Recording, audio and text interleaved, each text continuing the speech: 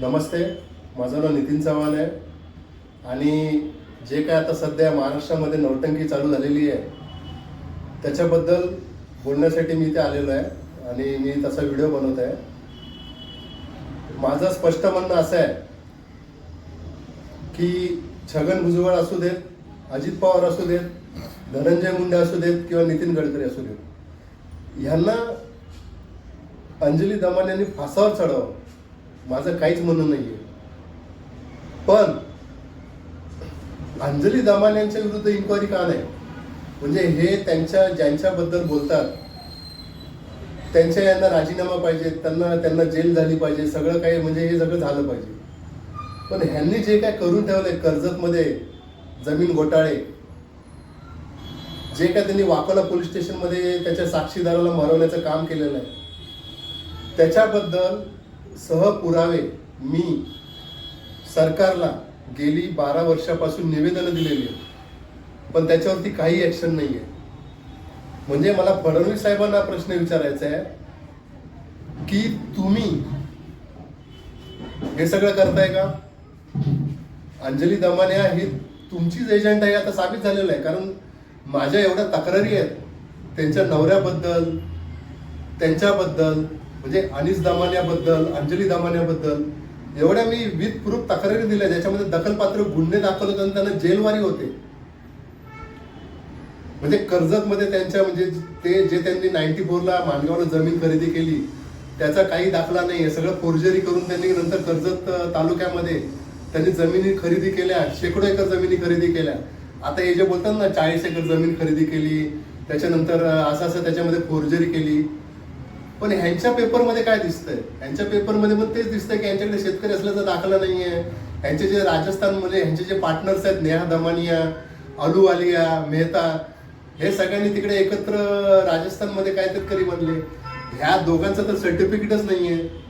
आणि यांनी अशा प्रकारे कर्जतमध्ये शेकडो एकर जमिनी खरेदी करून त्यांना येणे करून विकण्याचा सपाटा लावला. शेतकऱ्यांचा जो स्मशानाचा म्हणजे दलित शेतकरी त्यांच्या स्मशानाचा रस्ता कब्जा केला त्यांनी, स्मशानात जायचा. म्हणजे ह्या सगळ्या गोष्टी ह्या लोकांनी करायच्या बिनधास्त. त्याच्यानंतर ह्यांनी त्यांच्या ड्रायव्हरच्या हे जे काय त्यांनी जमीनचं हे केलेलं आहे, विक्री केली तिकडे, त्याचा अर्धा पैसा हे त्यांचा ड्रायव्हर मकरंद धामणीसकरच्या अकाउंटवरती घ्यायचे. हे स्वतः मकरंद धामणीसकर बोलतो. तो हे पण बोलतो की वरळीवरून तुम्ही डिक्की भरून तुम्ही कॅश घेऊन यायचं वगैरे.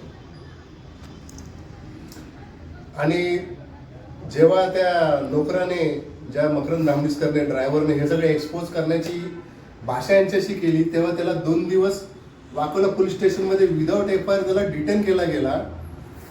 त्याची इंट्रोगेशन ह्या दोघांनी केली आहे, त्याचा मोबाईल हाताळले. त्याच्यानंतर अजून एका कुठल्या तरी एक मराठी महिलेला त्याची गर्लफ्रेंड दाखवून त्याला बोलवलं, तिला जबरदस्तीने. तिचं काय म्हणजे विटंबना करायची ते केली. हे सगळं करून झाल्यानंतर त्या मकरंदने 3ऱ्या दिवशी रसायन पिऊन आत्महत्या करायचा प्रयत्न केला.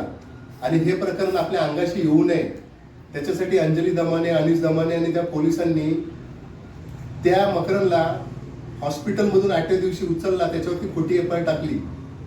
त्याच्यामध्ये कोर्टाने तर ते कोर्टाला समजले की सगळं फेक प्रकरण आहे आणि त्याला लगेच जामीन दिला. आता एवढे सगळे प्रकरण यांच्याबद्दल म्हणजे जमीन घोटाळ्याचं आहे, मनी लॉन्ड्रिंगचं दिसतंय, ते वरळीवरून काय पैसे घेऊन आले ते दिसतं सगळं. ह्याच्यामध्ये यांनी मकरंद धामणीसकरचं काही त्याच्या म्हणजे अकाउंटशी, त्याच्या बँक अकाउंटशी कसली काही इन्क्वायरी केली नाही कुणी पण. त्याच्याबद्दल मी ED मध्ये, पोलीसमध्ये, महसूल सगळीकडे मी कंप्लेंट केलेली आहे. पण त्याच्यावरती फडणवीस साहेब काहीही इन्क्वायरी करत नाही आहे. आणि त्यांना वारंवार हे त्यांच्या रायवलला हे करण्यासाठी, नामोहरम करण्यासाठी पुढे करतात असं पब्लिकने समजायचं का? ह्या लेडीबद्दल आणि ह्या त्यांच्या पतीबद्दल काही इन्क्वायरी का नाही? आता त्यांच्या पतीला तर मित्रा संघटनेमध्ये घेतले. त्यांच्या जे म्हणजे जसं सेंट्रल गव्हर्नमेंटमध्ये नीती आयोग असतो तसं महाराष्ट्रामध्ये मित्रा करून एक आयोग आहे, अत्यंत महत्वाचा आयोग आहे, ज्याचा अध्यक्ष स्वतः फडणवीस साहेब आहेत, आणि त्याचे उपाध्यक्ष हे शिंदे साहेब आणि पवार साहेब आहेत, अजित पवार. त्या संघटनेमध्ये हिच्या पतीला घेतलेला आहे सल्लागार म्हणून. म्हणजे विचार करा किती मोठा स्कॅम चालू आहे या देशामध्ये, या महाराष्ट्रामध्ये. आणि त्याची काहीच इन्क्वायरी नाही. आणि हे सगळं प्रकरण मी बाहेर काढतोय. ऍक्च्युली मी IAC आंदोलनमध्ये सर्वात जुना माणूस आहे मी. ही तिची जमीन वाचवण्यासाठी आमच्या आंदोलनमध्ये आले आणि तेव्हापासून मी ह्या सगळ्या गोष्टी मी बाहेर काढतोय. पण ह्या सगळ्या गोष्टी मी बाहेर काढू नये म्हणून माझ्यावरती खोट्या केसेस रचल्या गेल्या. त्याच्यामध्ये मला 3rd डिग्रीत प्रताडणा केली गेली. माझी त्याच्यानंतर 7 महिन्याची मुलगी वारली. हे सगळं झालेलं आहे. पण तरी पण मी लढतोय आणि हे सगळं चालूच आहे. माझं लोकांना हेच म्हणणं आहे की ह्याला अंजली दमानिया हे काही सामाजिक कार्यकर्ता नाही आहे. हा सगळं मीडियाचा त्यांचा आणि सगळा स्कॅम चालू आहे.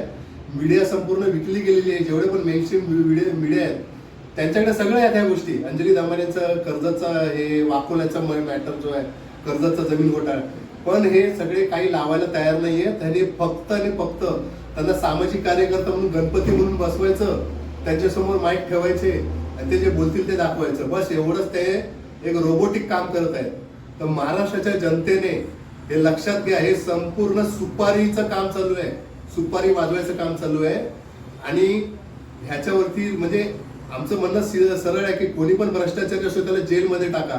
पण हा जो भेदभाव चालू आहे की म्हणजे कोरटकर म्हटलेत ना की तुम्ही बामणांच्या राज्यामध्ये राहता, तर आम्हाला तेच वाटतंय की फक्त बहुजन लोकांना टार्गेट करायचं आणि हे लोक जे आहेत उच्चवर्णीय त्यांच्या इन्क्वायरी पण करायचं नाही. भले त्यांच्या हातात म्हणजे रक्ताने माखलेलं चाकू असू दे, तरी पण त्यांना हे दाखवायचं की त्यांच्या हातात गुलाबाचं फुल आहे, त्यांना सामाजिक कार्यकर्ता दाखवायचं.